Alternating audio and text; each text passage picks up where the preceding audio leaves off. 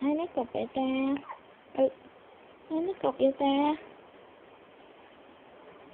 Bé ơi. Yeah. Từ từ.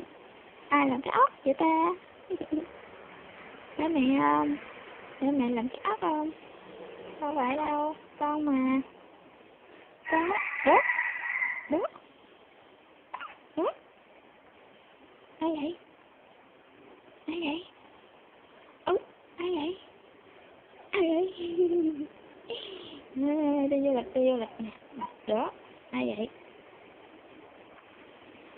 Đó, ai vậy?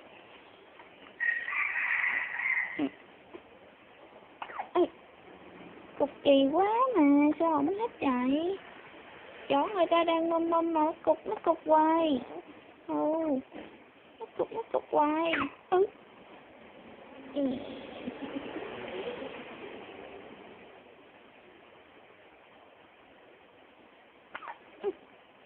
Kỳ. Cái nó cục này nó kỳ quá đi nè. Kỳ cục quá.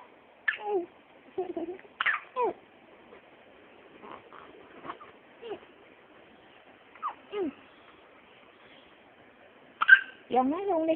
Dọn nó cục luôn đi. Đừng chơi nó nữa. Đừng chơi với nó cục nữa.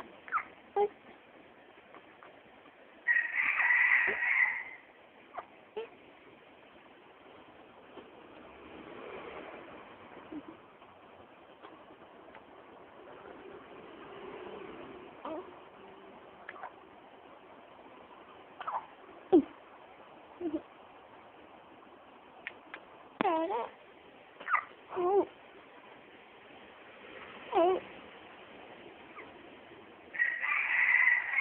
Gà gái.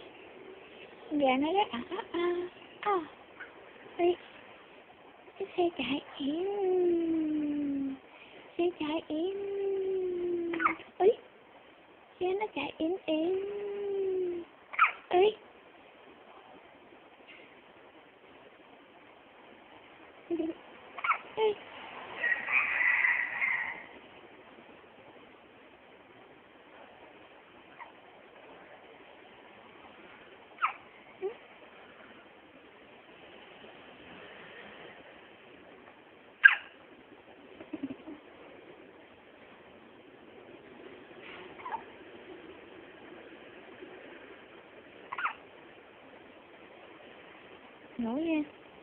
Ngủ nha anh trai. Từ ti ơi. Từ ti à. Ai kêu con đó?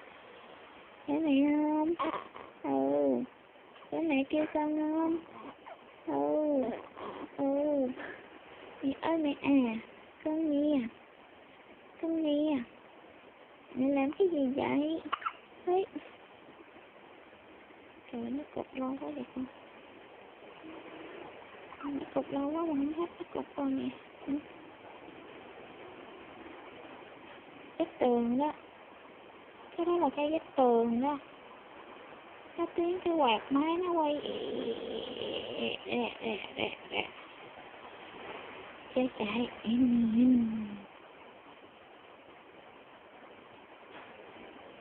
Mẹ đâu rồi? Mẹ bắt con đâu rồi?